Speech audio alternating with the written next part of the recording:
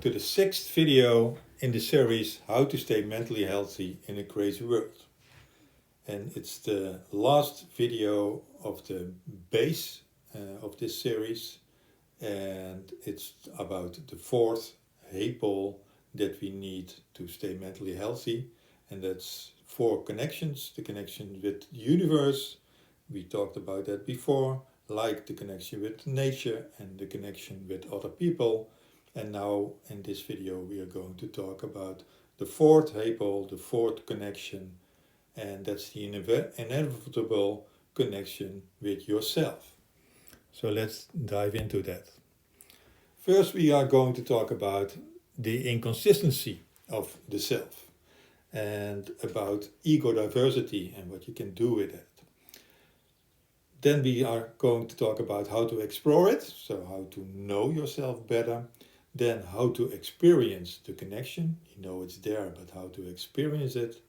How to use it, like always. And also, like always, a conclusion. First thing, the inconsistency. Normally we think about ourselves as being one.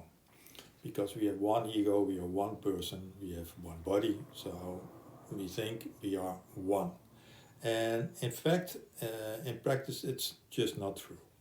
So we can see that we are different in different situations.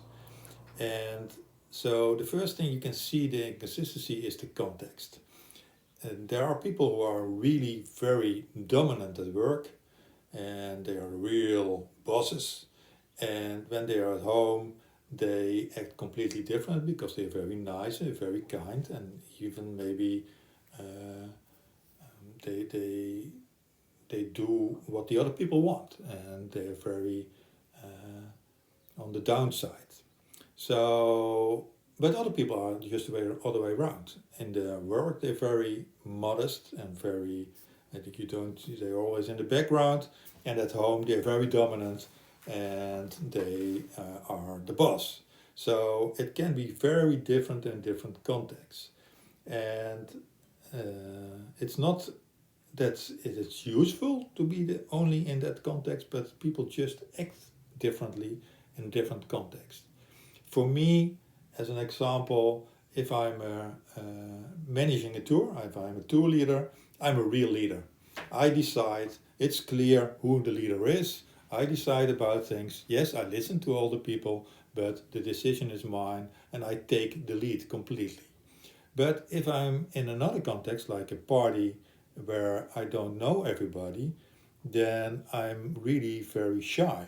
And it's very difficult for me to go to other people and to talk with them because and if you look from the outside, it's like a different person.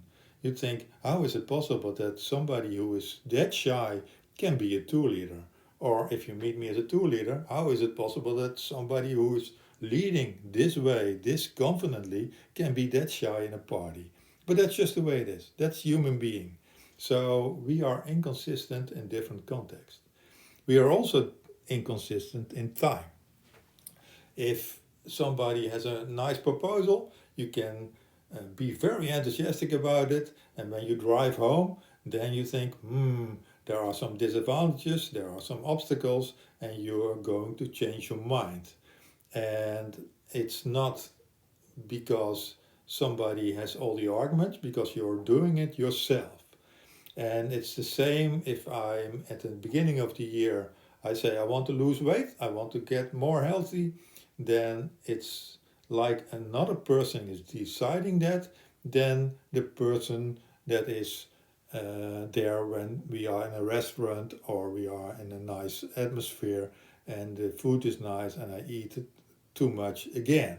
So that's why it's so difficult to change a habit, because the part of you that wants to change the habit is another part than the part that is having the habit and is eating too much or whatever.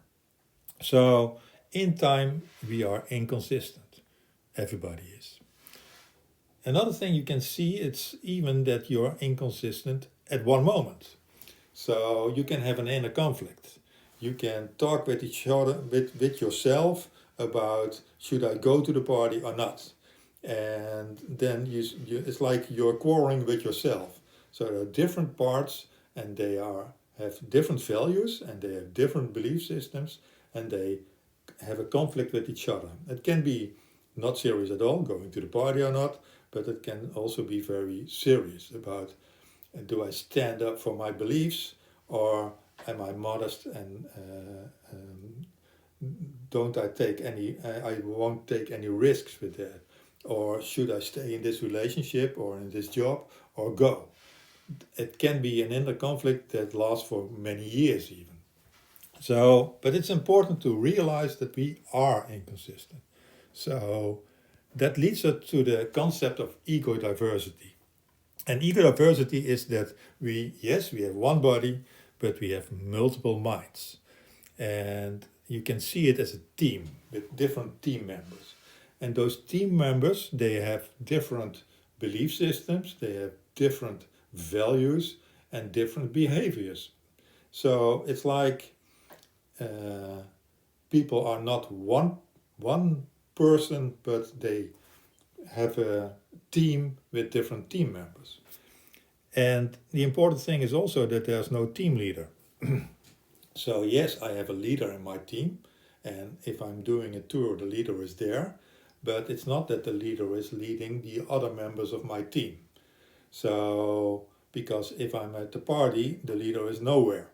So it's not that he decides or she decides what's happening with the other members of the team. So there's no natural team leader. In one situation, one member is dominant, in another situation, another member is dominant. The other thing is that you can't kick out members.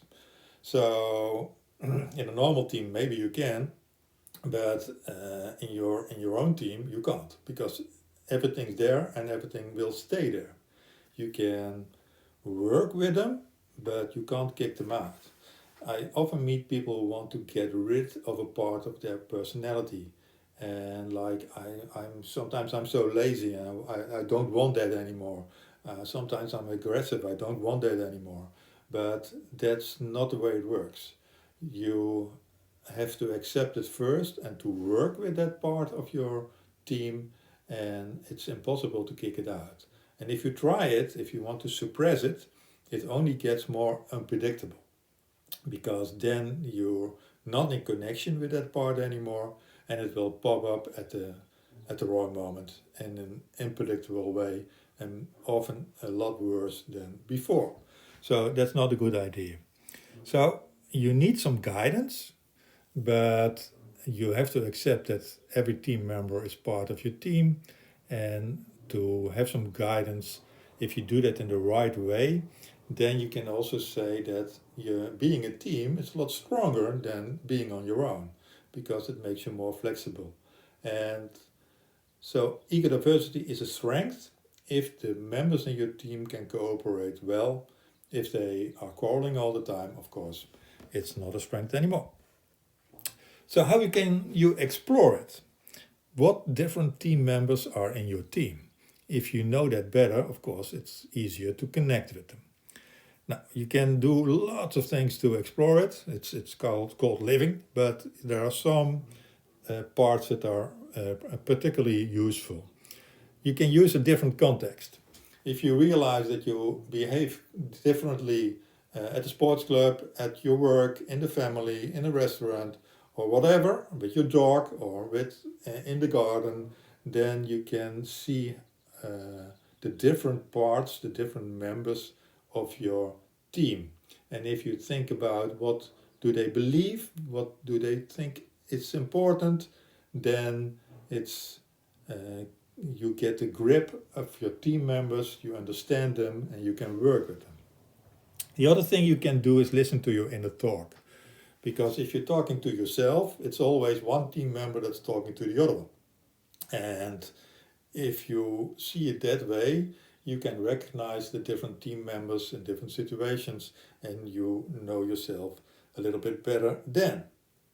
Of course, another thing you can use is feedback, because other people often know you in a certain way better than you know. So they see parts of you that you don't want to see. And if they if they tell you that they see that part, you can get angry, or you can think, what's that part? What does it want? What does it believe in? How can I use it? Because every part you have, you can use, and it's better than to use it than to suppress it. So feedback helps to know that.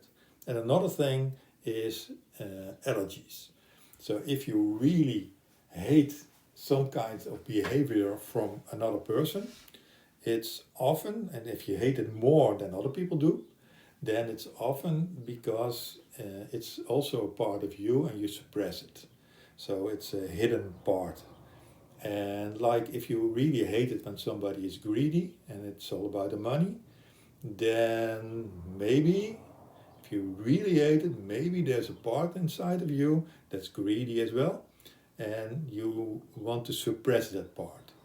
And if you know that, then you can put it on the foreground, look at it, and see what kind of person is that, and can I use it? Can I embrace it? So that are some ways to explore it, but there are more. The next thing is how to experience it, because you know that you're connected with yourself. It's possible to be not connected to yourself, but it's important to feel the connection. And because sometimes people don't feel themselves anymore, and that's not very good for your mental health. And the first step is knowing thyself. And of course, the classical thing is knowing thyself, but in fact, if you realize that you have more parts of your personality, the view will be a lot clearer, and then it's not anymore about who you want to be, but who you really are. And that's a big difference. But knowing is something in the mind, and to experience the connection, you have to go to a deeper level, like with the other three haypoles that we talked about. And the position you have to choose in that is the witness position. In fact, if you can look at yourself from a witness position, if you can look at yourself acting and behaving and see the different parts of your team and just watch it, then you can start to feel the connection with all those parts. And you realize that you're in the right witness position when you don't judge anymore, when you don't think this part I like, this part I don't like. If you really can accept every part that's inside of you, then you're in the witness position. And then you can start to use it, to use all the parts of your personality in practice. And how you can use them? You can use it, the connection with all those parts, to stay healthy. Because not only mentally healthy, but also physically healthy. Because if you have inner conflicts that you are not aware of, then in your body that conflict will find a place. If you suppress something, a part for your personality, it will stay in a part of your body and it will annoy you. It will damage your health. So if you want to stay healthy mentally and physically, it's very important to feel that self-connection. It's also a good way of staying flexible because you have a whole team. So I can use my leader in a party. If I realize it and I can witness myself, then I can say I'm in a party, I see myself being shy, and I'm not very happy because I don't connect with the other people. So I can, from a witness position, I can say, hey, leader, you can go to the foreground now, and it's because we need you. So if you help out the shy one to get a connection with the other persons in the party, it helps. So that's the way to stay flexible in different situations, to use your strong members of your team in different contexts, because in another situation the shy one will be very useful. So it depends. You can stay flexible. The other thing is the people connection. Because if you feel connected with yourself, it's a lot easier to feel connected with other people as well. It's also because the mind cares a lot about different opinions, but if you realize that you have different opinions yourself, it's also very much more easy to accept opinions of other people. And then you can connect with people the way we saw in the video about people connection. Maybe the most important thing is to embrace every part of your personality. If you're in a witness position, you can see everything, you can embrace it, you can use it, you can enjoy it, and you can be your full self. And it's not the person you want to be, but the person's in fact that you really are. And it's very rich, so you can enjoy it very much. And if you really embrace and enjoy it, then it's very important for you to stay mentally healthy. So what's the conclusion about this connection with yourself? The first thing is you are a team, and in that team you have all kind of inconsistent minds that have to work together. And the better you understand the members of your team, and the better it is to get connected to your whole selves. And the position you take is the witness position, because then you can really see and accept all parts of your personality, and that's the best way to stay physically healthy, mentally healthy, and to reach out to other people.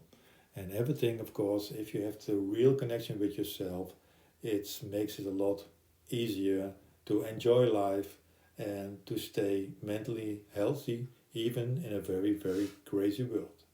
Thank you very much, and see you at the next video.